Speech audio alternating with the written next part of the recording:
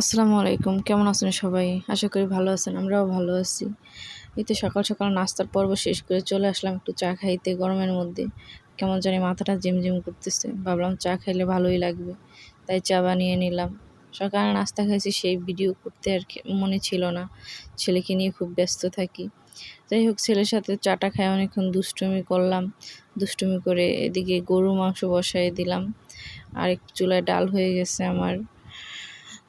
ছেলে তো অনেক দুষ্টুমি করে, তাকে নিয়ে পারি না। আর ডালের মধ্যে আমাদের ধনিয়া পাতা না দিলে চলেই না। এদিকে আমার মাংসটা হইতেছে, মাংস রান্না চলতেছে। আরেক পাশে রাইস কুকারে পানি বসিয়ে দিছি, চাল ধুয়ে দেই নেই। রান্না করতে না করতে একটা মুরগি নিয়ে আসছে, কারণ বাসায় কিছুই নেই। মাছের যে পরিমাণে দাম, আমাদের মতো মধ্যবিত্ত পরিবারে মাছ কেনাটাই এখন দুঃস্বপ্ন হয়ে দাঁড়িয়েছে। যাই হোক, দুপুরে খাবার খেতে বসলাম। শারাফের দাদু দিয়ে গেছে কচুর শাক রান্না করা ইলিশ মাছ দিয়ে। খাইতে খুবই ভালো লাগছিল। আমি আবার শারাফকে বলতেছি, বাবা নেও নেও একটু খাও। সে তো বলে না, খাবেই না সে। তার তো খাবার রুচিই আসে না কোনো কিছু। যাই হোক, আমার ছেলেকে দেখে সবাই মাশাল্লাহ বলবেন। এদিকে শারাফের বাবাও খাচ্ছে।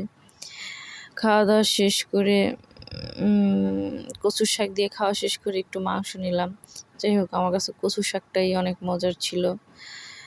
দেখে হয়তো বুঝতে পারছেন, কচুর শাক দিয়ে অনেকগুলো ভাত খেয়ে নিছি।